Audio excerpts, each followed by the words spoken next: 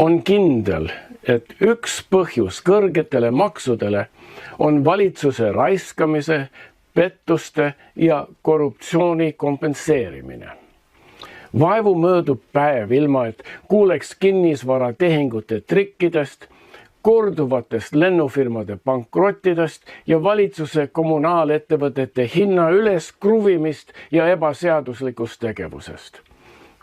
Mis mind häirib, on see, et Eestis on praktiliselt samad seaduslikud abinõud, mis kehtivad Ameerika Ühendriikides, kuid neid abinõusid kasutatakse harva raiskamise, pettuste ja korruptsiooni tõkestamiseks. On huvi, miks tunduvad need õiguskaitsevahendid mujal tõhusamalt rakendatavad?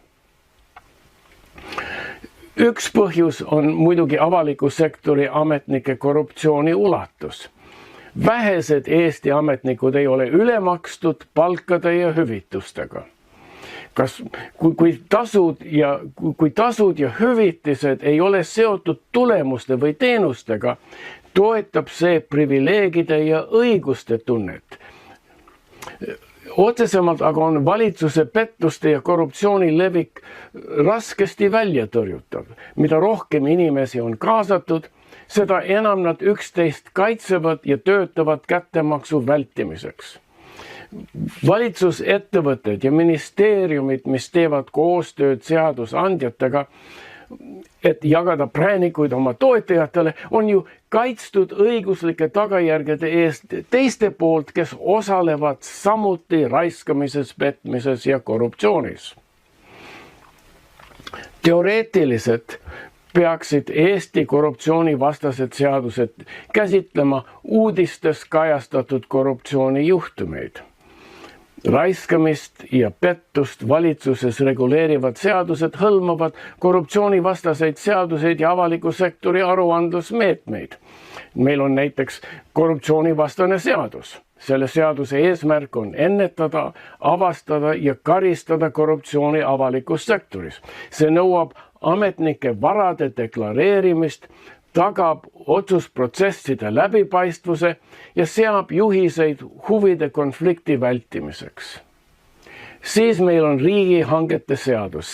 See seadus reguleerib avalike vahendite kasutamist riigihangetes, tagades, et lepingud sõlmitakse õiglaselt, läbipaistvalt ja tõhusalt. Selle eesmärk on ennetada raiskamist, pettust ja korruptsiooni avaliku sektori lepingutes. Siis meil on riigieelarve seadus. See seadus kehtestab reeglid Eesti avaliku raha haldamiseks, sealhulgas hoiab ära avalike vahendite väärkasutamise. See nõuab regulaarseid auditeid ja finantsaruandlust, et tagada aruandekohustust. Siis meil on veel karistusseadustik. Pettused, omastamine ja muud rahalised kuriteod, mida ametnikud toime panevad, on karistatavad Eesti karistusseadustiku alusel. Seadus näeb ette karistused kuritegude eest, nagu avalike ressursside väärkasutamine või petturlik tegevus. Need seadused koos Riigikontrolli järelevalvega peaksid tuvastama ja vähendama raiskamist ja pettusi ning avastama korruptsiooni. Sarnased õigusaktid ja auditeerimisvõimalused eksisteerivad Ameerika Ühendriikides ja teistes Euroopa Liidu riikides, kuid minu arvates tunduvad ametlikud valitsusmehhanismid olevat võimetud probleeme kontrollima. Pole küsimus sellest, et raiskamist, pettust, korruptsiooni ja kelmust ei saaks avastada ega tuvastada. Boston ülikooli professor Judson Leder-Lewis pakub oma uurimistöös tervikliku ülevaate sellest, kuidas pettuste avastamist on võimalik teostada. Tema uuringud käsitlevad pettust, eksitavat aruandlust ja ülearveldamist avalikes kulutustes ning uurivad pettuste ja korruptsiooni avastamist ja nendele vastu seismist, samuti valesti esitatud andmete statistilisi omadusi. Ma viitan Leder-Lewisi tööle, et rõhutada, et raiskamise, kelmuse, korruptsiooni ja pettuse tuvastamine ei ole mõistmatu ega teostamatu.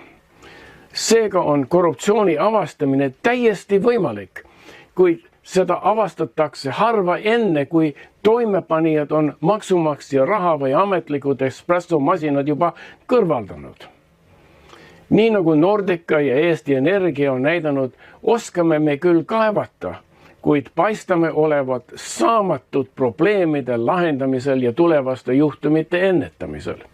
Veelgi hullem on see, et süüdlased ei pea silmitsi seisma tõsiste tagajärgedega.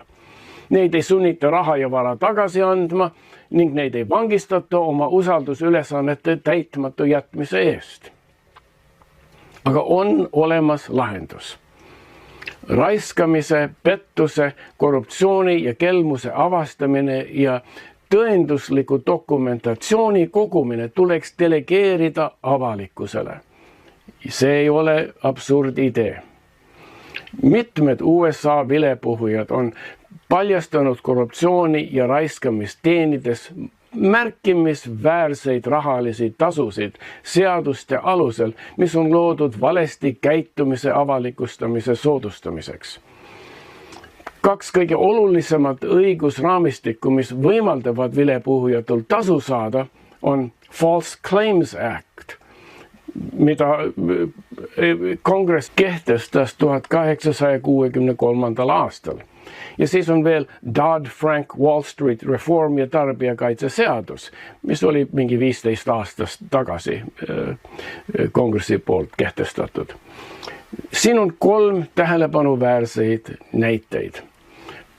Üks on Bradley Birkenfeld. Tema paljastas offshore maksude vältimist. Birkenfeld oli endine UBS-i erapanganduse töötaja ja avalikustas suuremahulise maksudest kõrvalhoidmise skeemi, mis hõlmas jõukaid ameeriklasi, kes peitsid vara Šveitsi pankades. Tema esitatud andmed aitasid kaasa $780 miljoni suuruse trahvi määramisele ning ta teenis vilepuhuja programmist $104 miljonit enda oma tasku. Siis oli Cheryl Eckert, kes avalikustas GlaxoSmithKline ebaturvalised ravimid. Cheryl Eckert paljastas tõsised tootmisvead, mis ohustasid patsiente.